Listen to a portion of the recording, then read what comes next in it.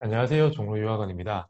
오늘은 캐나다의 국제학교 BICC를 통해서 영국과 캐나다의 명문대에 진학한 학생분들의 후기라는 주제로 웹세미나를 진행하도록 하겠습니다.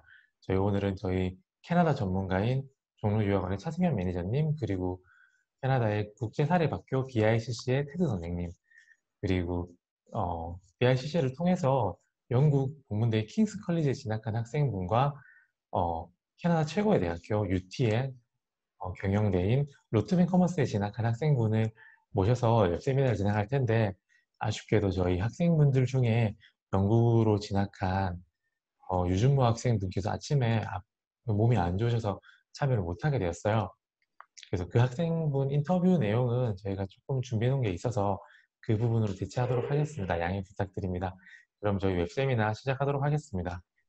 네, 안녕하세요. 저는 BICC라는 토론토에 위치한 학교에서 조기 유학을 1년 마치고 현재 킹스 컬리지 런던에서 전자정보를 전공하고 있는 유준모라고 합니다.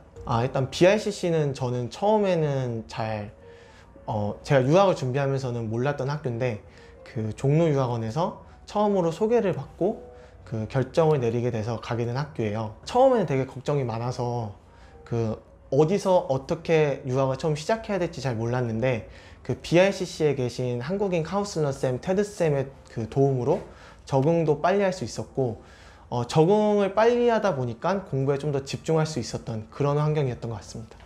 일단 토론토로 유학을 가게 됐지만 저는 대학교는 영국으로 다시 진학하기로 마음을 먹었고요. 영국에서는 스코틀랜드의 에딘버러 대학교, 그 다음에 잉글랜드의 킹스 컬리지, 그렇게 두 곳을 지원하게 되었습니다. 둘 다 합격증을 받았습니다. 네, 감사합니다. 네, 저희 원래는 이 유준모 학생분이 저희와 함께 하시고, 한국에 계시거든요. 한국에서 저희와 함께 하시고, 또 저희 이제 김세호 학생분이 토론토에 계시는데, 토론토에서 이게 이렇게 두 분을 모시려고 했었는데, 지금은 김세호 학생분만 나와 있는 상태입니다. 저희 김세호 학생분 조금 간단하게 소개해드리면, 아까도 말씀드린 것처럼 캐나다 최고의 경영대인 로트맨 커머스에 어, 진학했고, 또 이제 현지에 있는 대기업에서 어, 재직하시면서 영주권을 노리고 있습니다. 이 학생분 후기는 조금 이따 알아보도록 하고요. 다음으로는 저희 종로유학원의 조기유학을 가장 잘 안다고 평가받고 있는 저희 차장님, 저희 매니저님의 캐나다 조기유학에 대한 간단한 소개를 들어보고요. 그 다음에 아까 영상에서 잠깐 소개됐던 BICC의 한국인 담당 선생님, 테드 선생님이 설명해주는 캐나다 조기유학에 대한 전반적인 내용을 들어보도록 하겠습니다. 먼저 저희 차승현 매니저님 PPT 들어보도록 할게요. 네, 안녕하세요. 저는 종로유학원 강남 본점에서 근무하고 있는 차승현 매니저입니다. 저는 캐나다 부분에 대해서는 좀 종합적으로 제가 안내를 드리고 있고요. 그리고 대학 전공이라든지, 그 다음에 대학 후에, 진학 후에 진행되는 부분들, 그리고 차후에는 이제, 일할 수 있게 되는, 워크에 대한 부분들까지도 안내를 종합적으로 드리고 있습니다. 일단 캐나다에서 이제 진학을 하게 될 때는 한국에서의 수능이 필요하지는 않고요. 그리고 캐나다에서 우리로 따지면 이제 고3이죠. 12학년에서 받는 1년 동안에서 받는 점수만으로 대학을 진학을 하고 있고요. 그리고 영어 점수가 같이 필요한데요. 영어 점수는 IELTS 또는 TOEFL 점수와 더불어서 6개 과목의 점수로 진학을 하고 있습니다.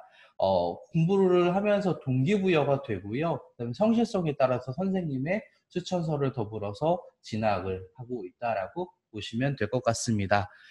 참고로 한국과 가장 많이 다른 점은 한국에서는 상대평가를 하고 있기 때문에 예를 들어 강남이나 목동 또는 뭐 분당 같은 경우에는 상대적으로 우리 학생분들이 내신 받기가 굉장히 어렵죠. 그러다 보니까 뭐 수능이라든지 모의고사 같은 경우에서는 뭐 2, 3등급 이상이 나오는 친구들이다라고 하더라도 내신 같은 경우에서는 뭐 5, 6등급이나 7, 8등급을 받는 친구들도 많고요. 또는 지방에 있다 보면 동기부여에 대한 부분에 대해서 좀 많이 부족한 부분들이 많은데 일단 캐나다 같은 경우에서는 상대평가가 아닌 절대평가로 공부를 하기 때문에 본인이 공부한 만큼 점수를 받을 수 있고 그 다음에 같이 공부하는 친구들끼리 서로 도움을 받아서 도움을 줘서 좋은 명문대로 같이 진학을 하고 있는 좋은 케이스들 또는 이제 동기부여들이 많이 되고 있다라고 보시면 좋을 것 같습니다. 네, 감사합니다. 또 세호 학생분 인터뷰를 진행하도록 하겠습니다. 안녕하세요. 네, 안녕하세요. 자기소개 조금 부탁드릴까요? 네, 저는 간단하게 소개드리면은, 저는 2014년도에 처음 캐나다로 유학을 와가지고요. 15년 9월 달에 토론토 대학교 로트맨 커머스 파이낸스 전공을 입학해서 작년에 졸업해서 지금은 LG 캐나다 지점에 다니고 있습니다. 저희 목소리 조금만 크게 해주시겠어요? 네, 네, 예. 네. 처음에 캐나다 유학을 가게 된 계기가 어떻게 되세요? 저 같은 경우는 한국에서 고등학교를 졸업하고 재수 3수까지 했는데 3수 결과가 별로 좋지 않아가지고 이제 한국에서보다는 이제 외국에서 공부를 이어나가야겠다라는 마음을 가지고 외국으로 나가기 전에 먼저 군대 문제를 해결을 했고요. 그 다음에 여러 가지로 알아봤을 때 캐나다가 저한테 제일 적합한 것 같아가지고 캐나다로 유학을 결정했습니다. 그러면 BICC를 선택한 이유가 있으신가요? 어, 제가 처음 유학을 갔을 때 이렇게 제 늦은 나이에 바로 대학교를 갈 수 있는 그런 케이스에 대해서 잘 모르고 있었는데 우연치 않은 기회로 BICC를 접하게 됐고요.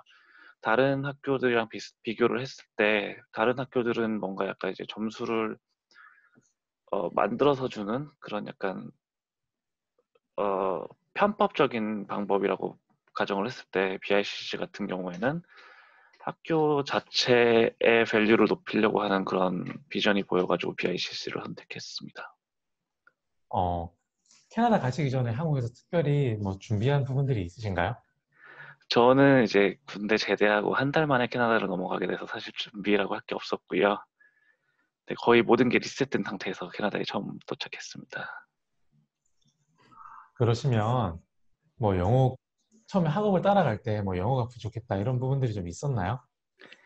네, 언어적으로는 사실 조금 힘들었는데 제가 군대 전역하자마자 바로 캐나다에 가다 보니까 비행기에서 오렌지 주스 달라고를 못할 정도의 수준의 영어였거든요. 그래가지고 이제 조금 처음에는 힘든 부분이 있었는데 이게 사람이라는 게 적응을 하다 보니까 특히나 매일 영어로 생활을 하다 보니까 그 부분에서는 어, 따라가는 수준까지 만드는 데는 그렇게 어렵지는 않았습니다. 그러면 캐나다에서의 학업이 한국에서랑 어떻게 달랐는지 조금 설명해 주실 수 있으신가요? 고등학교 기준으로 말씀하시는 네네. 거죠? 한국이랑 가장 큰 차이점은 자기가 원하는 과목을 선택해서 들을 수 있다라는 게 가장 큰 차이점이 될 수 있을 것 같고요.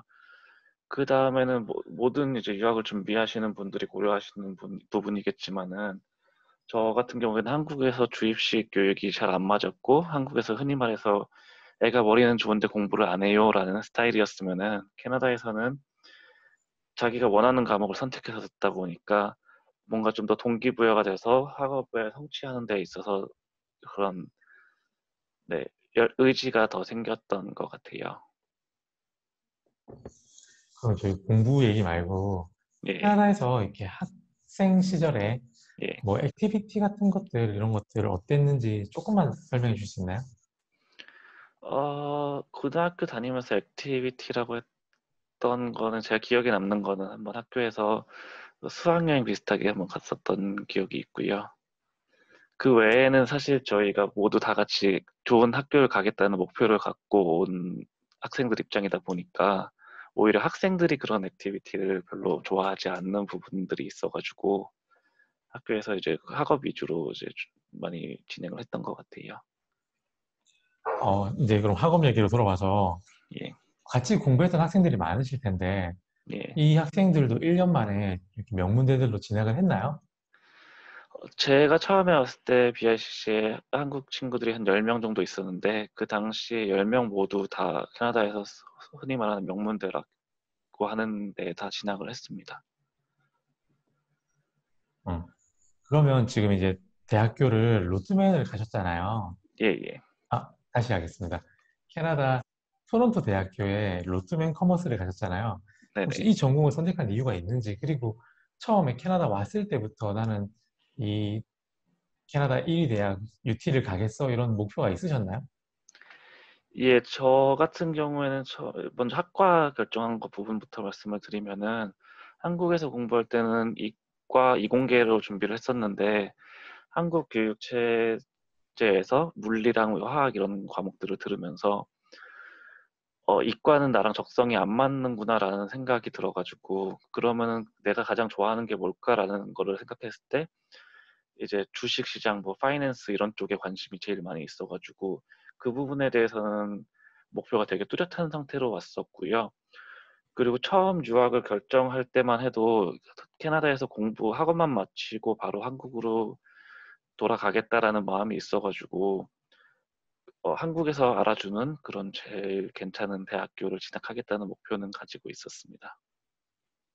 뭐 그렇지만 사실 저희 토론토 대학교로 뜨면은 정말 제일 잘 가는 거잖아요. 꿈을 이루셨네요. 예. 어, 혹시 대학교 생활 중에 혹은 유학을 하면서 힘들었던 점이 있나요? 저 개인적인 경험으로는 제가 24세 왔는데 이미 성인이 된 상태에서 언어적인 부분에서 현지인처럼 내지는 유창하게 구사를 하지 못하다 보니까 그런 부분에 있어서 나이는 성인인데 취급은 약간 애 취급을 받는 그런 부분이 제일 힘들었고 음, 그리고 이제 문화적인 부분에서 학교에서 친구들을 만나고 이제 수업을 진행하고 할 때 이 캐나다라는 문화에 완전히 융화되지 않는다는 부분이 제일 컸었는데 그거는 개인적인 경험이 저는 항상 한국으로 돌아가겠다는 마인드가 있어서 제가 조금 적응을 덜 했던 부분이 있었고요. 또 사람에 따라서 언어적인 부분이 이제 발달이 빠른 친구들 같은 경우에는 그 부분에서 이제 문제가 없을 거라고 생각합니다.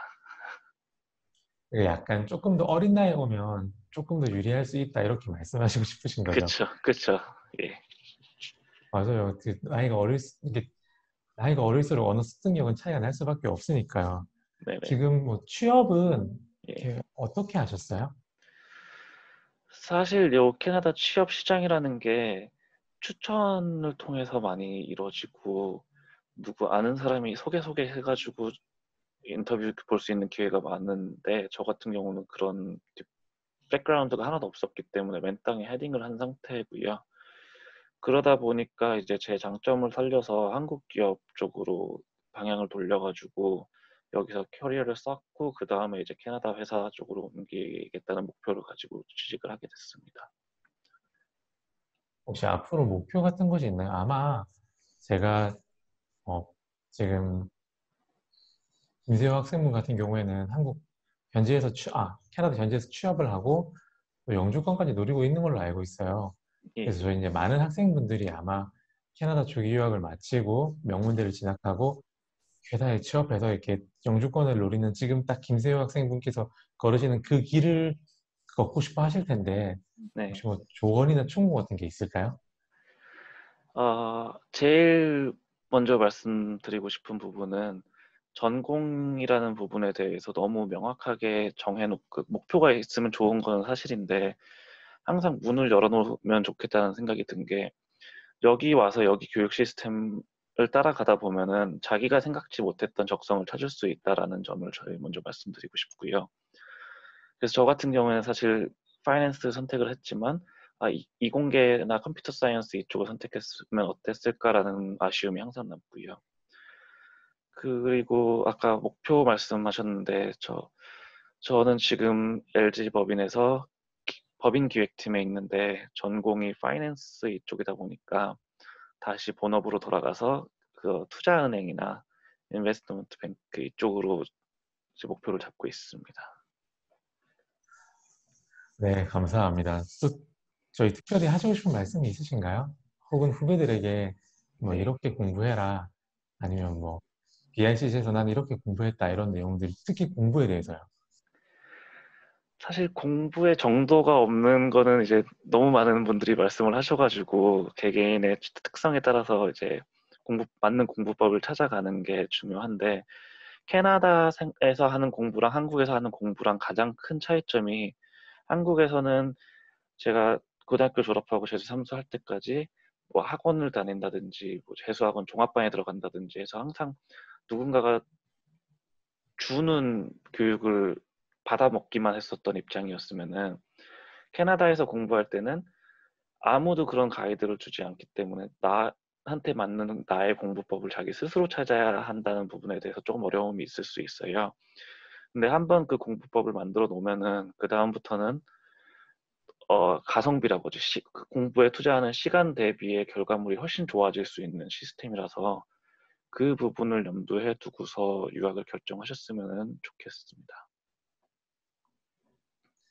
지금 잠깐 채팅에 질문이 올라왔는데, 네. BICC는 캐나다에 있는 입시학원인가요? 얼마나 공부했는지도 궁금합니다라는 질문이 왔는데, 저희 테드 선생님 아주 간략하게 BICC가 어떤 곳인지, 그리고 저희 세호 학생이 얼마나 공부했는지 답변해 주실 수 있으실까요? BICC는 공식, 뭐 한국식으로 딱 표현을 하면은 사립 고등학교입니다. 예, 고등학교고요. 예, 근데 이제 분위기가 좀 아무래도 국제 사립 고등학교죠. 그래서 국제학생들만 있고 국제학생들이 유니버시티, 대학을 목표로 들어오기 때문에 분위기가 굉장히 학업적인 분위기죠. 한국식으로 표현하면 입시에 특화된 고등학교다라고 보시면 될 것 같아요. 대부분의 학생들이 이제 물론 고3입니다. 학년이라는 게 존재하기 때문에 고3 기준으로 하면 이제 1년에 대학을 가는 편이고요. 영어 레벨이 진짜 낮다 그러면 한 1년, 정말 늦어도 한 1년 반 정도 걸린다라고 보시면 되고요. 사실 6개월 내에 끝내고 대학 간 애들도 많거든요. 네, 많은데 그냥 제가 평균적으로 한 1년 정도 걸린다라고 얘기를 하는 편이에요. 그래서 그냥 입시에 특화된 고등학교다라고 보시면 돼요. 안 들려요. 아니요. 그러면 저희 그 차승현 매니저님은 어떤 학생들한테 BICC가 어울리는지, 한국에 어떤 학생들이 어울리는지 조금만 설명해 주실 수 있을까요?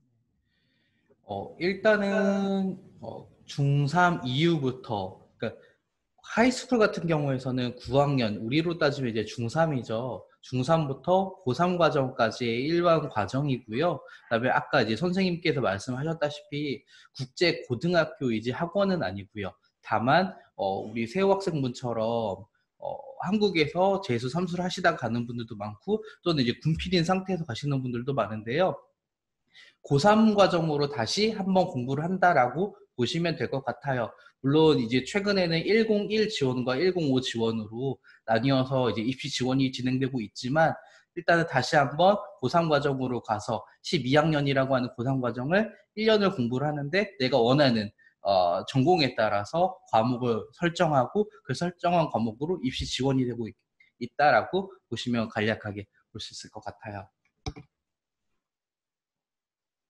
네, 저희 세호 학생 내용으로 다시 돌아가서 저는 그렇게 생각해요.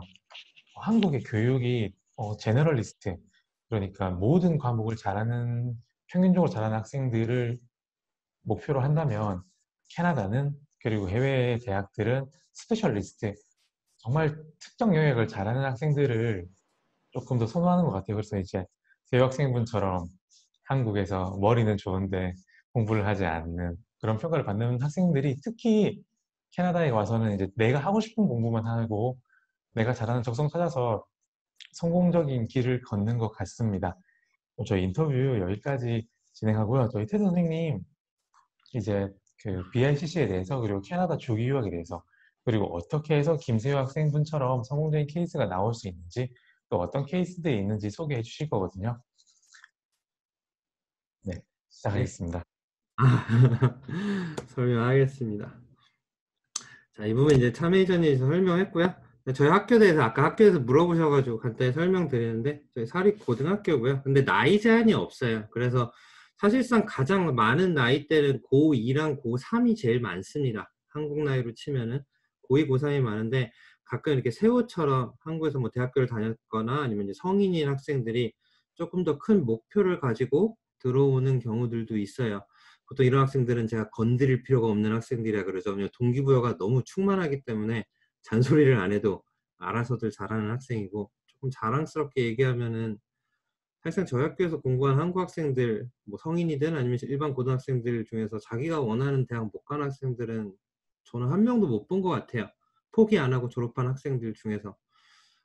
나쁘게 얘기하면 이제 저의 잔소리를 어마어마하게 견딘 아이들이죠. 근데 어쨌든 다 좋은 결과를 뽑았고요. 개인적으로 너무 기특하죠. 그리고 세호 같은 경우는 사실 이제 저한테는 거의 제 커리어의 저희 첫 번째 학생 중에 하나예요. 거의 1기 학생들 중에 하나인데 세호가 너무 겸손하게 얘기를 했는데 굉장히 노력을 많이 했고요. 그리고 이제 좀 세호는 성인인 상태로 들어왔기 때문에 아이들한테는 좀 이제 대선배 같은 거죠.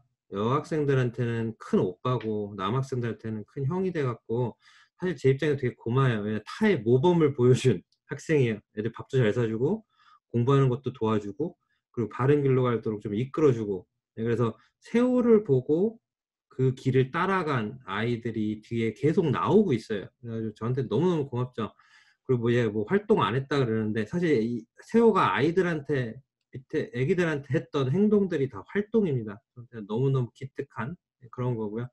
세호는 대학교 가서도 사실상 저희 학교 학생들을 계속 과외를 가르쳤어요. 수학 과외를.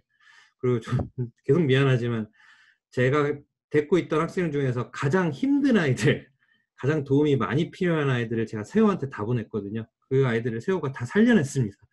그 아이들이 다 명문대를 갔죠. 그래서 너무 겸손하게 얘기를 하더라고요. 어쨌든 다시 학교로 돌아가서요. 저희 학교는 이제 토론토 중심에 있고요. 교통시설 굉장히 좋습니다. 근데 국제학교이기 때문에 국제학교 학생들한테 특화된 시스템이라고 생각을 하시면 돼요. 선생님들도 아이들이 유학생이라는 거를 가정을 하고 설명도 조금 더 쉽게 하려고 그러고 아이들이 좀 이해를 할 수 있도록 조금 많이 가깝고 커뮤니케이션을 굉장히 많이 하는 스타일이라고 보시면 되고요. 그리고 아이들이 가장 단기간에 가장 효율적으로 대학을 갈 수 있는 방법으로 리드를 좀 하는 편입니다. 학교가 그렇다기보다는 제가 그럽니다. 제 자존심이 있어가지고 제가 아까 얘기를 했죠. 원하는 과목을 선택해서 들을 수 있다. 그래서 뭐 BICC만 그런 게 아니라 캐나다 고등학교는 다 그렇습니다. 여기는 문과, 이과가 없고요. 자기가 원하는 과목을 선택해서 수강을 하는 거예요. 그 말은 이과를 가고 싶으면 이과 과목을 선택해서 수강을 해야 되는 거고 문과를 가고 싶다 그러면 문과 과목을 선택해서 수강을 하겠죠. 뭐 아트로 가고 싶다 그러면 아트 쪽 과목을 선택해서 수강을 하는 거고요. 잘하고 좋아하는 거를 선택해서 수강을 하기 때문에 사실 동기부여가 올라갈 수 있고 성실성이 이제 따라준다라고 하면은 좋은 결과가 나오는 경우가 되게 많은 편이에요. 그게 이제 저희 학교 시스템이고 저희 학교에 그냥 뭐라고 하죠? 한국말로? 컴퍼니 인바이러먼트다라고 생각을 하시면 좋아요. 아까 차승현 매니저님이 설명하셨는데 대학을 가려면은 내신과 IELTS가 중요합니다. 그래서 저희는 좀 내신 쪽으로 특화된 시스템으로 운영을 하고 있고요. 중3, 한국 나이로 치면 중3부터 고등학교 3학년이 고등학교 학생입니다. 근데 저희 대부분의 학생들은 고2, 고3이 제일 많고요. 그리고 성인 학생들 좀 있는 편이고요. 중학교 3학년인 학생들은 저는 웬만하면은 다른 좀 넓고 공립학교, 뛰어놀 수 있는 학교에서 좀 경험하고 오는 것도 나쁘지 않다라고 권유를 드리는 편이에요. 왜? 대학교에서는 12학년 성적만 보니까 그 전에는 경험을 하고 적응을 하고 그리고 12학년 때 좀 집중을 하는 게 낫다라고 좀 많이 말씀을 드리는 편이고요. 저희 학교 특징들 여기 나와 있는데 그냥 한번 간단하게 읽으시면 좋으실 것 같고 저희 학교에서는 IELTS 테스트를 볼 수 있습니다. 공인 테스트 시험장으로 등록이 돼 있기 때문에 학생들이 저희 학교 애들은 그냥 내부적으로 예약을 하고 등록을 해서 토요일마다 IELTS 시험을 볼 수 있죠. 굉장히 편하죠. 그리고 매일 수업을 듣는 곳에서 시험을 보기 때문에 좀 부담감도 주는 편이고요. 세호 때는 이게 없었습니다. 준모 때도 이게 없었고, 근데 이제 학교가 커지고 발전이 되면서 시험장으로 인정을 받기까지 했죠. 그래서 요즘 학생들이 조금 더 많은 베네핏을 받고 있는 그런 상황이고요. 그리고 이제 대학교 가기 위한 방법 간단하게 설명을 드릴게요. 당연히 졸업을 해야 되고요. 졸업장을 하는데 여기는 한국처럼 고3 끝난다고 다짜고짜 졸업이 아니에요. 저는 대학교의 축소판이라고 부르는데 학점을 모은다 그러죠. 그래서 어느 조건을 채워야지만 졸업이 됩니다. 졸업을 하되 그 안에 12학년 과목 6개가 포함이 돼 있어야지만 대학을 갈 수가 있어요. 12학년 과목 6개가 포함이 안 돼 있어도 졸업이 가능하다는 뜻입니다. 근데 대부분의 학생들은 졸업만을 목적으로 오지 않죠. 대학교를 가기 위해서 오기 때문에 졸업하되 대학교 12학년 과목 6개를 수강을 하고 우리는 문과 이과가 없다 그랬잖아요. 자기가 과목을 선택하는 거예요. 선택하는데 그래도 좋든 싫든 12영어는 무조건 들어야 됩니다. 대학을 가려고 하면. 한국으로 치면 고3 국어죠. 고3 국어는 들어야 되니까. 12학년 영어 그리고 12학년 과목 5개를 듣고 그리고 IELTS 아니면 토플 점수를 만들고 그렇게 해서 가는 게 이제 온타리오, 캐나다에서 대학을 가는 방법이다라고 보시면 돼요. 자, 그러면은 제가 좀 넘겨서 간단하게 설명을 할 건데, 한국에서 몇 학년을 했냐에 따라서 인정받는 학점이 달라요. 그래서 제가 조금 이거에 대해서 예를 갖고 왔는데, 예를 들어서 한국에서, 여기서 캐나다에서 졸업을 하려고 그러면 30개의 크레딧이 필요합니다. 30개 학점이 필요한데, 한 과목을 이수를 하면 한 학점이라고 보시면 돼요. 근데 중2를 끝내고 오면은 9학년으로 들어오는 거기 때문에 30학점을 다 해야죠. 최소 30과목을 들어야 된다는 겁니다. 근데 중3을 끝내고 오면은 10학년으로 들어오기 때문에 최대 8학점에서 10시간 봉사활동을 인정받을 수 있고요. 그리고 고2를 들어오면은 11학년으로 들어오니까 최대 16학점. 이런 식으로 인정받는 학점의 개수가 달라져요. 그래서 무조건 제가 캐나다에서 대학 가려고 그러면 30과목을 해야 되나요? 라고 물으면 그건 아니고요. 한국에서 몇 학년을 하고 왔느냐에 따라서 인정받는 학점들을 빼버리면 되죠. 그렇게 남은 학점들 이수하면 된다라고 보시면 돼요. 예를 몇 개 갖고 왔는데 9학년으로 들어온다. 30개 해야 되니까 최소 30개를 하되 그 중에 6개가 12학년 과목이면 되는 거고요. 10학년으로 들어온다. 그러면 여기 전에 8개를 인정받으니까 30개에서 8개 빼야죠. 그럼 22개를 하되 그 중에 6개가 12학년 과목이면 된다라는 거고요. 11학년으로 들어오면은 16개 인정. 그럼 14개를 하되 그 중에 6개를 하면 되고. 12학년으로 들어오면은 12학년 거 6개만 하면 되죠 라고 생각을 하는데 사실 그건 아니고요. 12 영어를 바로 못 들어가요. 영어 레벨 테스트를 보고 어떤 레벨이 나오냐에 따라서 그 레벨부터 올라가야 되기 때문에 오직 영어만, 수학, 과학 이런 거는 자기 학년에 맞는 과목 들어가면 되고요. 영어만 영어 레벨 테스트 보고 그 레벨부터 올라가야 돼서 영어 몇 개가 될지 모르죠. 영어 몇 개, 그리고 12학년 과목 6개 이런 식으로 제가 지금 표기를 한 거예요. 근데 제가 아까 영어 레벨 테스트 봐야 된다라고 설명드렸는데 그거에 대해서 조금 설명을 드릴게요. 9학년으로 오든 10학년으로 오든 11, 12학년으로 오든 모든 학생들은 영어 레벨 테스트를 사실 봐야 되는 게 맞습니다. 수학, 과학, 뭐 역사, 뭐 가정, 뭐 제2 외국어, 뭐 여러 가지 비즈니스, 이코노믹 이런 과목들은 자기 학년에 맞게 들어가면 돼요. 9학년 오면 9학년 과학, 뭐 10학년 오면 10학년 과학 뭐 이런 식으로 들어가면 되는데 영어는 무조건 영어 레벨 테스트를 봐야 됩니다. 영어 레벨이 어떻게 나눠져 있냐 그러면 저희가 이제 코드라는 걸 쓰는데 이 온타리오에서는 간단하게 얘기하면 이거예요. ESL-A, ESL-B, ESL-C, ESL-D, ESL-E 그리고 11학년 영어, 12학년 영어. 그러니까 어떤 레벨이 나올지 모르죠. 그래서 이 영어 레벨이 되게 중요해요. 만약에 어떤 학생이 와서 영어 레벨 테스트를 봤는데 11학년 영어 레벨이 나왔어요. 그럼 영어는 11영어하고 12영어하고 그러면 끝납니다. 나머지 과목은 자기 학년에 맞는 과목들 들으면 되고. 근데 어떤 학생이 예를 들어서 왔는데 ESL B 레벨이 나왔다? 그럼 ESL B하고 C하고 D하고 E하고 11영어하고 12영어 해야 된다는 얘기야. 영어만. 나머지 과목은 학년별로 들어가대. 그래서 제가 강조를 하는 게 IELTS 공부입니다. 뭐 IELTS 아니면 이제 토플이라 그러죠. 둘 다 뭐 비슷한 영어 시험인데 IELTS를 좀 더 추천을 드리는 편이에요. 이게 조금 더 현실 영어에 잘 맞고요. 토플은 너무 정형화돼 있고 그리고 캐나다는 IELTS가 조금 영국 연방 쪽 시험이고 토플은 미국 시험이다 그러는데 아무래도 캐나다가 영국 연방이라서 토론토 안에 IELTS 시험 볼 때는 되게 많아요. 저희 학교도 있고 다른 데도 많고 근데 토플 볼 때는 2군데밖에 없습니다. 나중에 예약 전쟁이 일어날 수 있기 때문에 웬만하면 IELTS 공부하는 걸 추천을 드려요. 제가 아까 그랬죠. 저희 학교 온 학생들 모든 학생이 영어 레벨 테스트를 봐야 된다. 근데 코로나의 도움으로 이제 많은 학교들의 시스템이 조금 바뀌고 있습니다. 그래서 영어 레벨 테스트를 물론 봐야 되는데 고득점의 IELTS를 소유한 학생들은 영어 레벨 테스트를 안 봐도 되는 상황이 이제 좀 나타나요. 그리고 뭐 이런 질문들도 하시죠. IELTS 몇 점 정도면은 도대체 몇 레벨이 나오는 거냐? 그래서 제가 그걸 만들어 왔습니다. ESL 레벨이 A부터 E까지 있고 그리고 11영어, 12영어 이렇게 있다고 말씀드렸는데 만약에 어떤 학생이 저희 학교 입학했는데 이미 IELTS 7.0을 갖고 왔어요. 아니면 그 이상 그러면 12영어입니다. 영어 레벨 테스트 볼 필요도 없고요. 이제 12영어로 바로 들어갈 수 있고요. IELTS 6.5 정도 나오는 학생들이면 11영어는 무난하게 들어갈 수 있다라고 보시면 되고요. 6.0이나 그 밑에 있는 학생들은 영어 레벨 테스트 봐야 됩니다. 봐야 되는데 아마 6.0이면 ESL 2레벨 정도 나올 거예요. 근데 영어 레벨 테스트 무조건 봐야 된다라는 거고요. 그래서 제가 좀 강조를 하죠. IELTS의 중요성. 미리 준비하는 게 늘 좋고요. 예를 들어서 뭐 저 유학 100%갈 건데 저 학생 비자 준비하고 뭐하고 그러면 한 두세 달 정도 걸릴 것 같은데 그때 무슨 공부할까요? 그러면 저는 무조건 한국에서 IELTS 공부하라고 권유를 드리는 편이에요. 그리고 웬만하면 시험 한번 보고 오는 게 좋겠죠? 좋은 점수 나오면은 BICC에서 영어 레벨 테스트 볼 필요도 없기 때문에. 그리고 한번 시험을 봐야지 감이라는 게 잡혀요.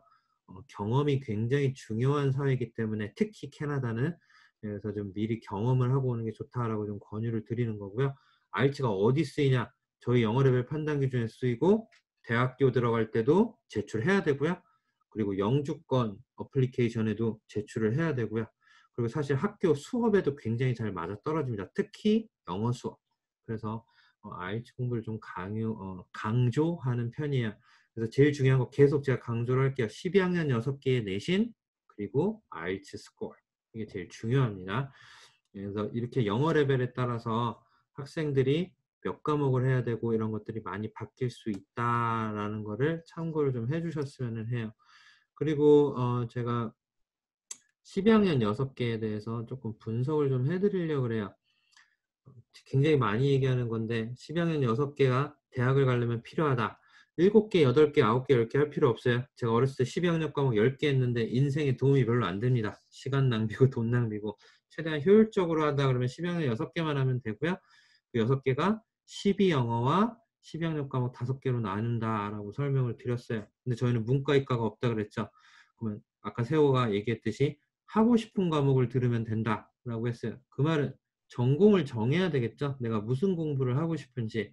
그럼 진학하려고 하는 전공 학과에 따라서 내가 들어야 될 12학년 6개 과목의 종류가 바뀐다라는 뜻이에요. 그렇게 선택을 하면 돼요.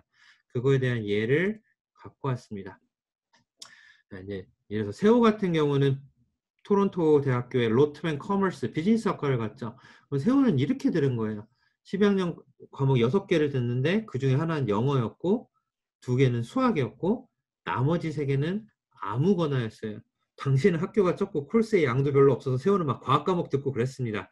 네, 요즘에는 안 그러죠. 학교가 커지고 너무 커져가지고 사실 자랑이는 토론토에서 제일 큽니다. 학교가 크다라는 건 학생이 많다는 얘기고 학생이 많다는 얘기는 제공되는 코스의 종류, 과목의 종류가 굉장히 많다라는 거예요. 한 학기 때 보통 45개에서 50개 정도의 과목이 저희는 돌아갑니다. 자, 그럼 예를 들어서 비즈니스 가겠다. 저는 비즈니스 갈 거예요. 아니면 수학학과를 가겠습니다. 이런 쪽으로 간다 그러면 이런 식이에요. 영어, 수학 쪽에 나머지 3개는 아무거나. 이게 과학이 돼도 되는데 아무거나 해도 돼요. 학생들은 뻔합니다. 좋아하는 거 선택하거나 아니면은 쉬운 거를 선택을 하겠죠. 이 6개의 내신이 중요하니까. 아이들이 가장 많이 선택하는 게 12학년 코리안이고요. 예, 그리고 뭐 아트, 뭐 가정, 뭐 식품 영양, 예, 뭐 별의별 코스들을 다 선택합니다. 상관없어요. 아무거나 선택해도 되고. 저는 어렸을 때 막 음악, 코리안, 아트 뭐 이런 식으로 선택을 했던 것 같아요. 과학을 너무 싫어했었기 때문에. 이런 식으로 이렇게 학과에 따라 다르다는 거예요. 다른 예를 들어보면 여기서 엔지니어링 가겠다.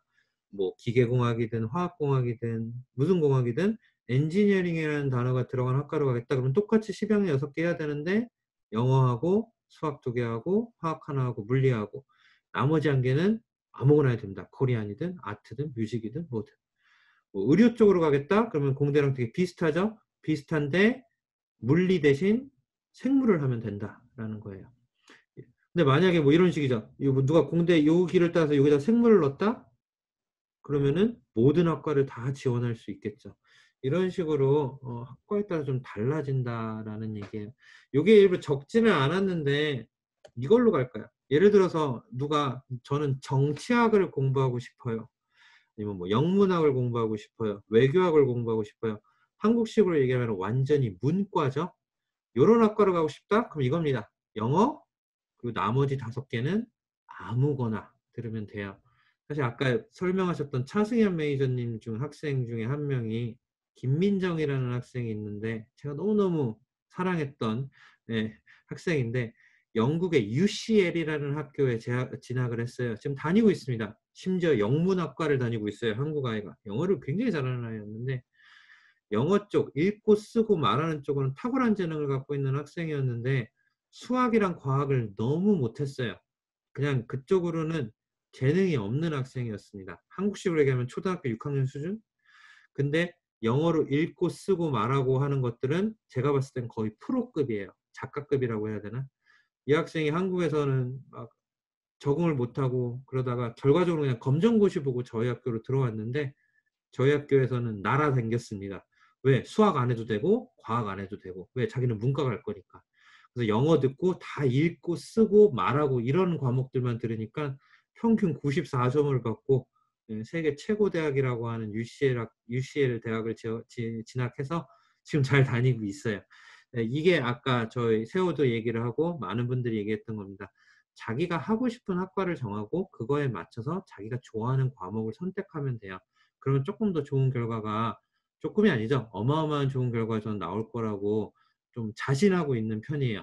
성실성이 따라온다라는 가정하에 몇 개 예를 또 들어보면 위해서 뭐 미디어, 아트 쪽 간다. 그러면 아까 문과랑 똑같죠? 영어랑 시병력 과목 5개는 아무거나 들어도 되고요. 대신 포트폴리오가 필요할 거고 면접이 필요하겠죠. 이런 식으로 어떤 특수한 목적을 갖고 있는 학과는 부가적인 게 붙을 수도 있습니다. 시병력 6개, 뭐 IELTS는 당연히 필요한 거고 이렇게 포트폴리오나 인터뷰 같은 게 필요할 수 있죠. 세호 얘기를 계속 할 수밖에 없는데 여기죠? 세호 학과 로트맨 커머스, 토론토의 얼굴 같은 학과다라고 보시면 되는데 10여 명 6개가 최소 이 정도 점수는 나와야 된다는 뜻이고요. 대신 저는 여기다 무조건 5점 정도 더해서 계산하라 그래요. 세호 평균이 96 정도였나? 96, 7 정도였던 것 같은데 어쨌든 그 정도 점수 나와야 되고 이렇게 이런 특수한 목적을 갖고 있는 학과들은 부가적인 게 붙죠. 에세이랑 비디오 인터뷰가 붙습니다. 세호는 10학년 6개 내신 만들고 IELTS 점수 만들고 에세이 써서 내고 비디오 인터뷰를 해서 합격을 한 경우에요. 그리고 지금 졸업을 했죠. 네. 이런 식으로 학과마다 조금씩 달라질 수 있다라는 거고요.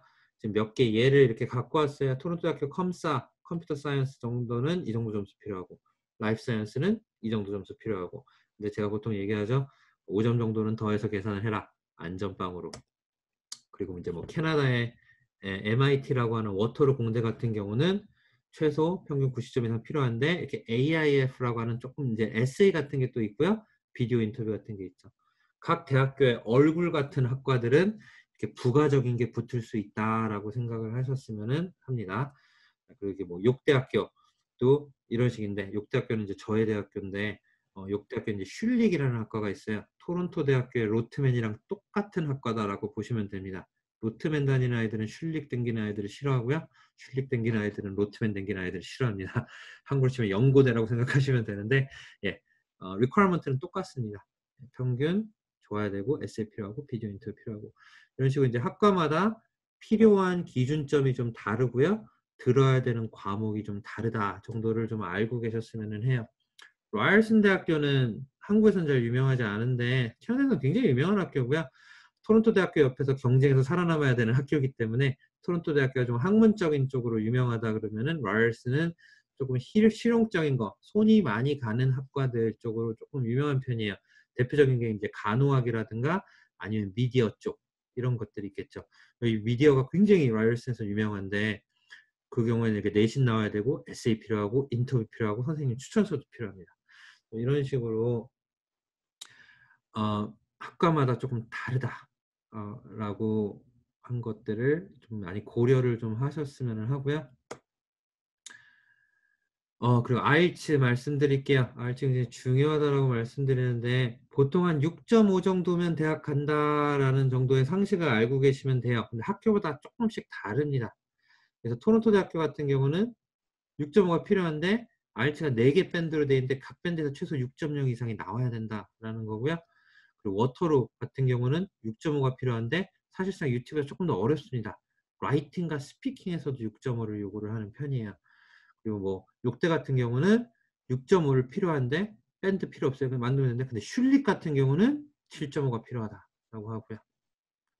이건 토플 점수고 라이얼슨 같은 경우에는 6.5만 맞추면 되고 이런 식으로 학과에 따라서 다르고 학교에 따라서 IELTS 기준점이 좀 다르다라는 거를 좀 많이 고려를 하셨으면 해요.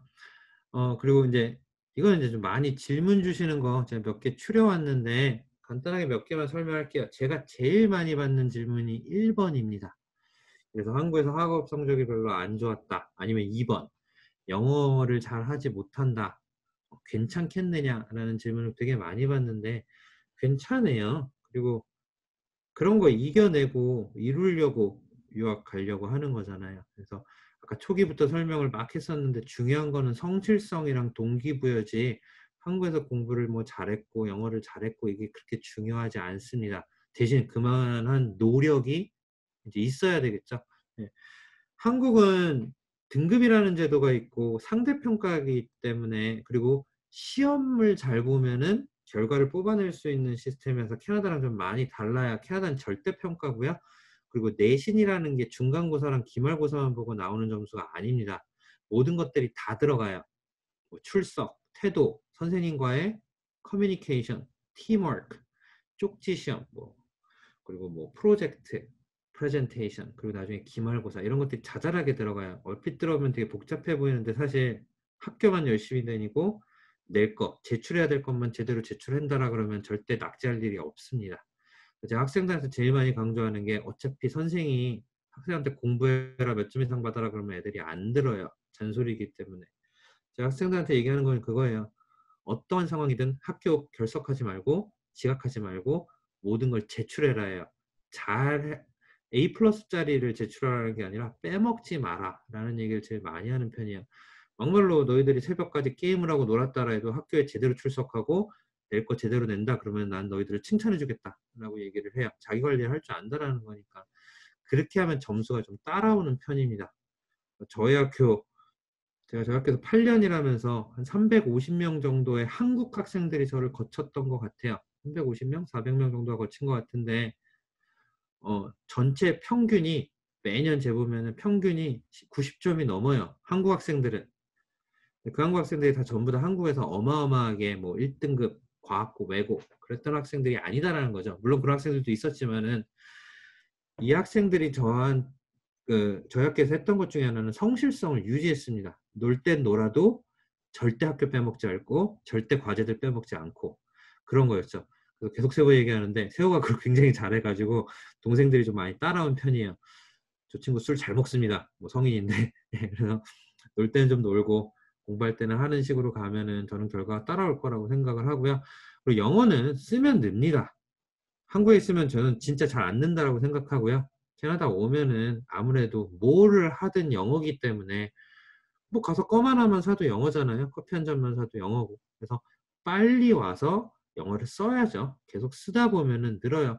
세호도 뭐 비행기에서 오렌지 주스 하나 시키는 것도 힘들었다 그러는데 지금 뭐 영어로 어디 가서 꿀 일 아예 아닙니다. 너무 겸손하게 얘기하는데 심지어 여자친구도 2세입니다. 영어도 엄청 늘어가지고 그래서 시간이 해결돼요. 시간과 노력이. 대신 이제 노력을 해야 된다는 거, 성실해야 된다라는 거죠.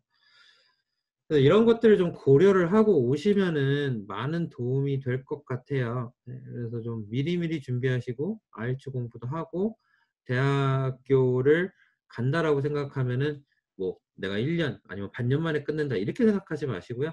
내년 9월에 대학을 갈 거냐, 내후년 9월에 대학을 갈 거냐 뭐 이런 식으로 계산을 하셔서 그거에 맞춰가지고 준비를 하고 오시는 거를 조금 추천을 드립니다.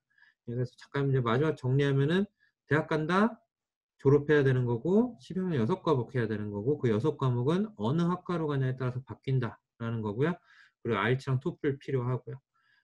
그리고는 대충 다 설명드린 것 같아요. 여기 세우 거 있을 텐데, 이따 세우 거 있다. 세우 로트맨 커머스에 합격했다라는 징소를 우리가 샘플로 쓰고 있고요. 이게 뭐 이제 애들 워터로 자랑인데 사실 대학교 들어가는 거 쉽지 않습니다. 쉽지 않은데 저는 이렇게 생각을 해요.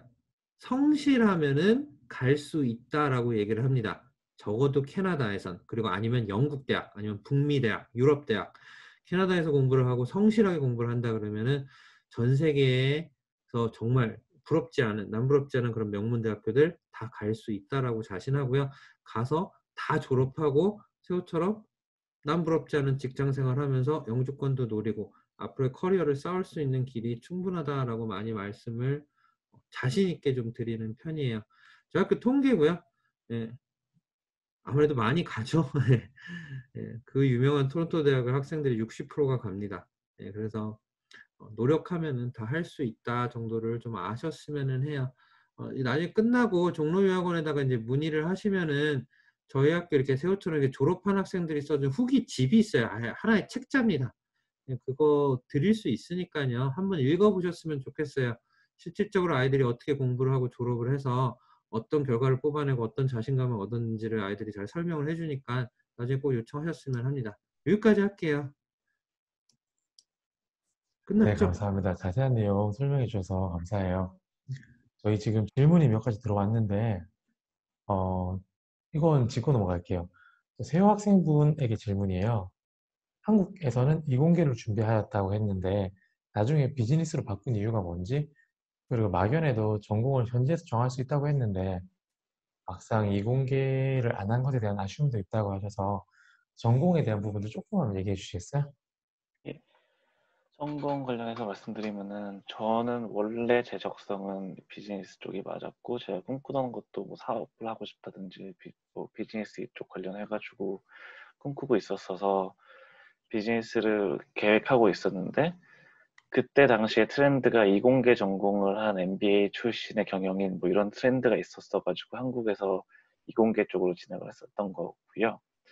그러면서 적성에 잘 맞지 않는 이런 공부를 하려다 보니까 특히 한국 물리라든지 화학이라든지 너무 어렵잖아요. 그러면서 그 이과 과목에 대해서 정말 치를 떨고서 캐나다에 와서 나는 무조건 비즈니스를 할 거야 라는 생각을 하고서 왔는데 막상 여기에서 그 커리큘럼 자체가 한국 같은 경우에는 예를 들어서 고3이다 그러면은 고등학교 2학년까지의 과정을 다 잘 어느 정도 따라온다라는 가정하에 고3 과정이 들어가는데 캐나다 교육에서 조금 다른 부분이 12학년이 되면은 12학년 과목을 듣더라도 하나도 모른다라는 상태에서 정말 한 중학교 1, 2학년 수준에서부터 시작해가지고 점점 깊이 들어가는 게 학년이 올라간다는 개념, 높은 학년의 과목을 듣는다라는 개념이라서 그런 교육 과정이었으면은 막상 적성에 맞지 않더라도 혹은 내가 몰랐던 적성이 있을 수도 있었겠구나라는 그런 아쉬움이 남아가지고 특히나 요즘 이공계 쪽에 취업을 잘 하다 보니까 그런 생각을 하게 됐었습니다. 네, 아마 그건 내가 안 가본 길에 대한 아쉬움인 것 같아요. 그쵸, 그쵸.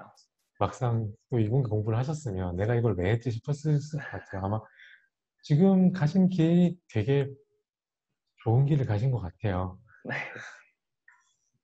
네, 그러면 저희 차승현 매니저님께서 저희 종로유학원 소개 잠깐 드리도록 하겠습니다.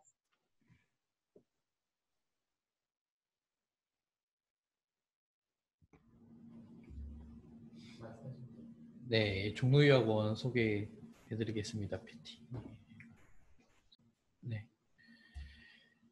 드림 위드 어스 여러분들과 함께 진행을 해드린다는 저희들의 각오이고요. 다음 페이지. 네. 저희 종로유학원은 뭐 브랜드 선호도, 뭐 대학생 선호도를 지금 1년, 12년 연속으로 1위를 하고 있는 유학원이고요. 그 다음에 저희가 1982년, 38년간 축적된 여러 학교들 뿐더러 여러 학생들의 케이스도 굉장히 많기 때문에 오셔서 상담하실 때에 어떠한 내가 내용이다라고 말씀하시더라도 과거에 진학을 하셨던 선배들의 케이스를 통해서 세세한 안내를 드릴 수 있고요. 그 다음에 해외 직영지사를 통해서 학생분들을 관리를 하고 있습니다. 지금 BICC가 위치하고 있는 토론토 같은 경우에서도 저희 직영지사가 있고요.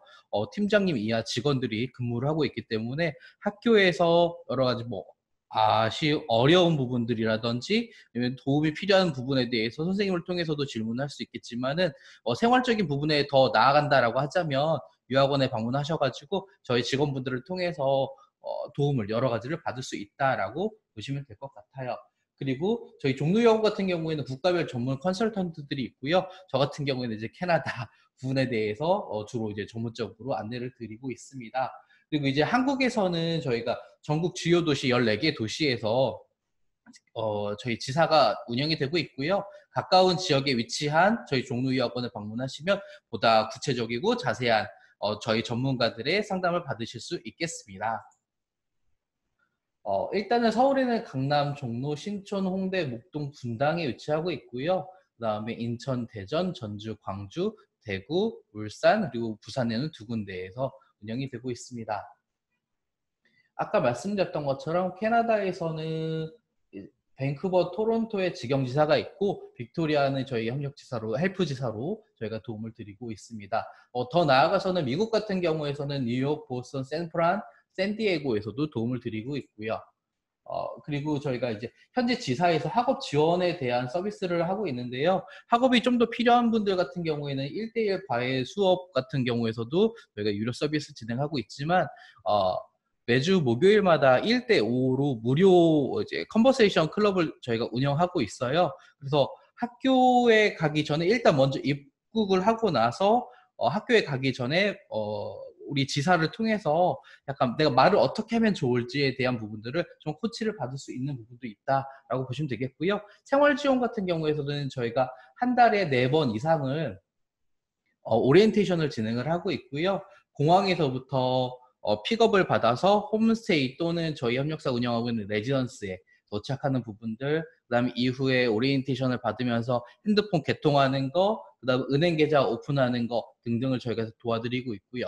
그다음에 출국하기 전부터는 저희가 숙소에 대한 부분들을 미리 안내를 도와드리고 있어요. 그래서 홈스테이 같은 경우에서는 뭐 알러지에 대한 부분이라든지 아니면 그러니까 음식적인 부분이죠. 그다음에 이제 자녀 유무에 대한 부분들, 나는 아이를 좋아해요, 싫어해요, 상관없어요에 대한 부분들, 그리고 마지막으로 이제 동물에 대한 본인의 이제 호불호에 대한 부분들을 말씀해 주시면 저희가 거기에 맞는 부합하는 가정으로 홈스테이를 배정해 드리고 있고요. 그다음에 지금 안내 드리고 있는 이제 진학에 대한 부분들 상담을 드릴 때에 어떻게 준비를 하면 좋을지, 그 다음에 현지에 가서 지금 BIC 공부를 하고 어떻게 진학이 순차적으로 진행되는지에 대해서 안내를 도와드리고 있습니다. 이상입니다.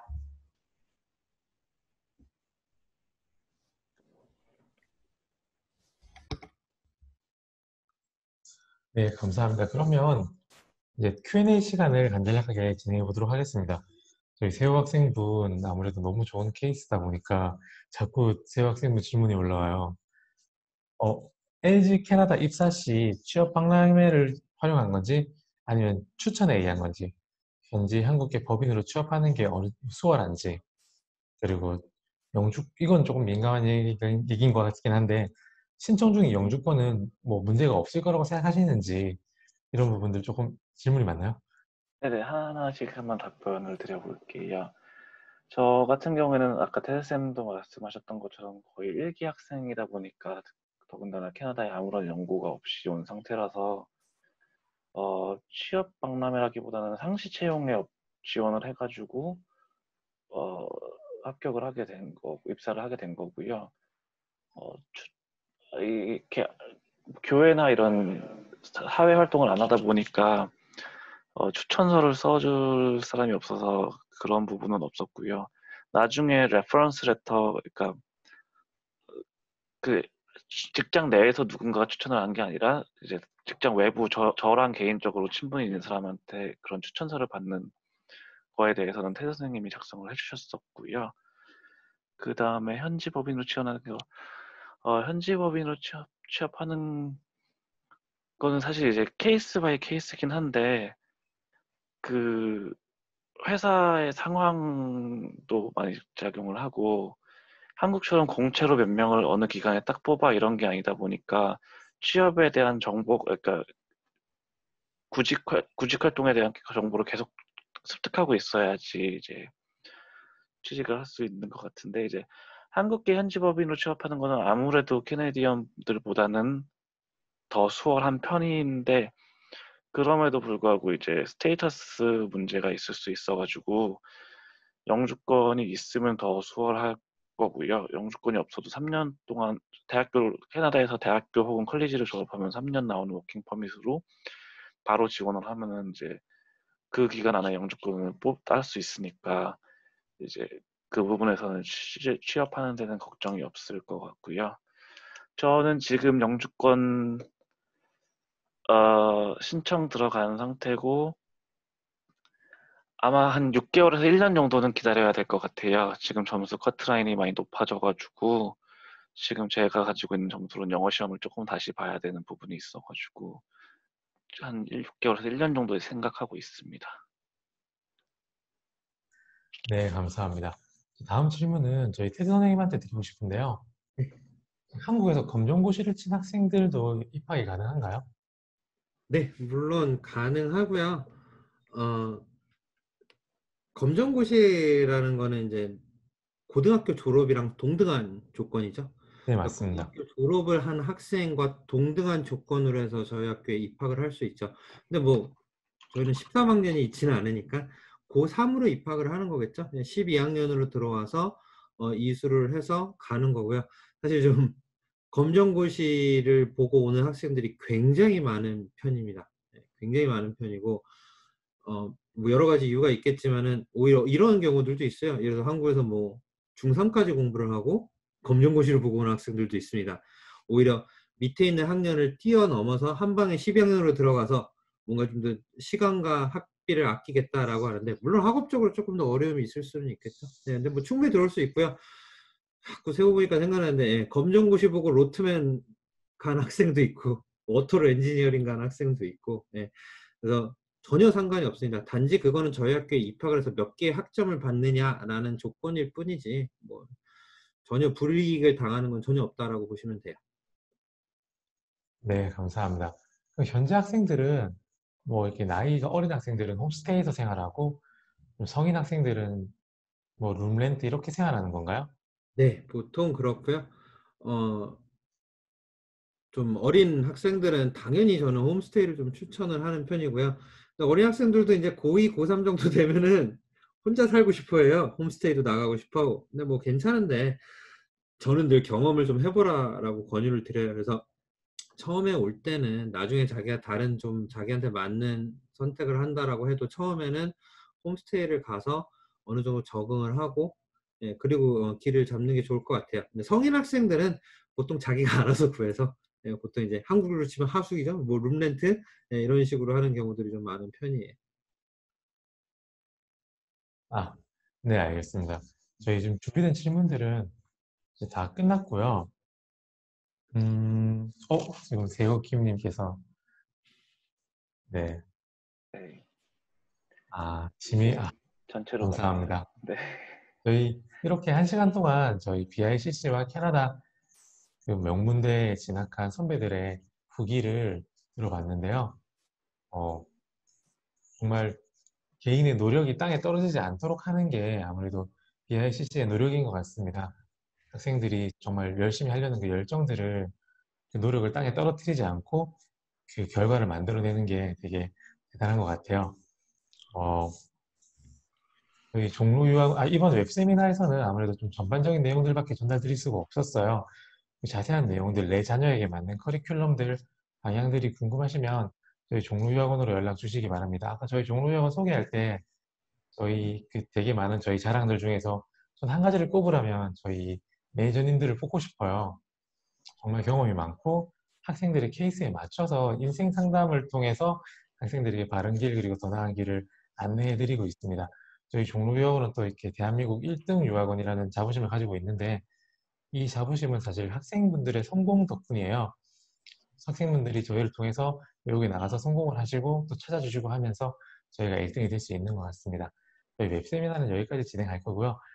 참여해주신 테드 선생님, 차승현 매니저님, 그리고 세호 학생분 감사하고요. 혹시 테드 선생님 혹시 마지막으로 하시고 싶은 말씀 있으신가요? 아니요, 저는 뭐 할 말은 많은데 시간이 없어서. 근데 이분이 세호한테 한 번 더 질문했는데 여기까지만 하고 가죠. 세호가 이 얘기는 정말 해주고 싶어 할 것 같아요. 마지막 질문이 있기 때문에 요것만 하고 끝냈으면 해요. 세호 읽었니? 예, Q&A 있는 거 말씀하시는 네. 거죠? 아, 네. Q&A를 받았구나. 사실 캐나다에서 대학을 들어가는 거는 다른 미국에 비해서 쉬울 수도 있는데 졸업하는 거는 오히려 더 어렵다고들 얘기를 하거든요. 그래서 BICC 같은 경우에는 아무래도 국제 사립고등학교다 보니까 그 눈높이를 어느 정도 국제 학생들에 맞춰서 수업이 진행되는 부분이 있는데 대학 같은 경우에는 그게 아니잖아요. 그래가지고 사실 적응하는데 한 1년에서 1년 반 정도는 엄청 많이 고생을 했어요. 저 같은 경우에는 원체 앉아서 공부를 하는 스타일이 아닌데 보통 한 9시, 10시 수업 때문에 학교에 가면은 아침 9시, 10시에 가서 밤 12시까지는 도서관에 있는 그런 생활을 한 1년 정도 했었고요.